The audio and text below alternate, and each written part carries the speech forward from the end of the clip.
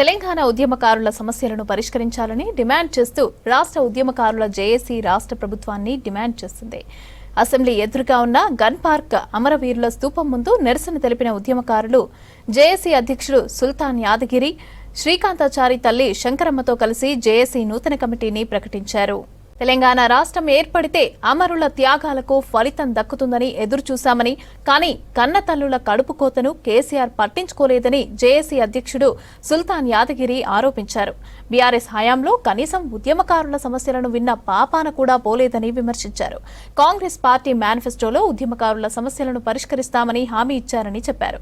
ఇచ్చిన హామీలను కాంగ్రెస్ ప్రభుత్వం అమలు చేయాలని డిమాండ్ చేశారు. మీరు వాళ్ళకి 250 గజాల ఇల్లు కట్టిస్తున్నారు, మరి 25,000 పింఛన్ ఇస్తున్నారు.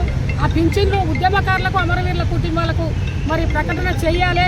మరి రేవంత్ రెడ్డి గారిని ఒకటే కోరుకుంటున్నా, ఇవాళ ఉద్యమకారులు కానీ, అమరవీరులు కానీ, అసెంబ్లీలో కానీ, పార్లమెంట్లు కానీ వాళ్ళ సమస్య చెప్పుకోవడానికి కూడా, వాళ్ళ సమస్య పోరాడడానికి కూడా ఏ ఒక్క నాయకులు ఒక పదవులలో లేరు. కాబట్టి తప్పకుండా అమరవీరుల కుటుంబాలకు గుర్తించి, ఉద్యమకారులకు గుర్తించి మరి అమరవీరుల కుటుంబాలకు అసెంబ్లీలో, పార్లమెంట్లో మాట్లాడే అవకాశం కల్పించాలి. మరి వాళ్ళకి ఏదన్నా చట్టసభల్లో కూడా పదవులు ఇవ్వాలని కోరుకుంటున్నా. ఫస్ట్ తెలంగాణ రాష్ట్రం కోసం శ్రీకాంతాచారి నడి రోడ్లో మంటల్లో నిప్పుల్లో కాలుకుంటూ ఇవాళ తెలంగాణ రాష్ట్రం ఏర్పడిందంటే సోనియమ్మ గారు. ఇట్లాంటి విద్యార్థులు ఎంతో మంది చనిపోతారు, పిల్లలు తల్లి కడుపుకోతా మిగిలిపోతుందని చెప్పి తెలంగాణ రాష్ట్రాన్ని ఇవ్వడం జరిగింది సోనియమ్మ గారు. ఈ గవర్నమెంట్లన్నా మరి అమరవీరుల కుటుంబాలకు, ఉద్యమకారులకు న్యాయం జరగాలి సార్. మరి శ్రీకాంతాచారి పేరు ఇప్పుడు ఎల్బీనగర్లో కట్టే హాస్పిటల్కు మరి శ్రీకాంతాచారి పేరు పెట్టాలని, ఎల్బీనగర్ చౌరస్తా కూడా మరి శ్రీకాంతాచారి జీవో తీసిరు, అది కూడా శ్రీకాంతాచారి పేరు నామకరణం చేయాలని సీఎం రేవంత్ రెడ్డి గారిని కోరుకుంటా.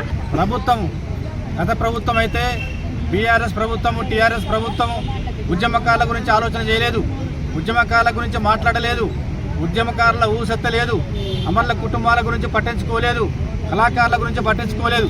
కనీసం మీరైనా, కాంగ్రెస్ పార్టీ అయినా, కాంగ్రెస్ పార్టీ ప్రభుత్వమైనా, రేవంత్ రెడ్డి గారి ప్రభుత్వమైనా ఇప్పటికైనా మీరు కదిలి మా యొక్క ఉద్యమకారుల కోసం మీరు ఆలోచన చేస్తే రాబోయేటువంటి యొక్క మున్సిపల్ ఎన్నికలలో, అట్లనే పంచాయతీ ఎన్నికలలో పెద్ద ఎత్తున మా ఉద్యమకారులు రాష్ట్ర వ్యాప్తంగా మీ వెంట ఉండి మీ యొక్క అభ్యర్థులను, ముఖ్యంగా కాంగ్రెస్ అభ్యర్థులను అధిక మెజారిటీతో గెలిపిస్తారని మేము కోరుతా ఉన్నాం.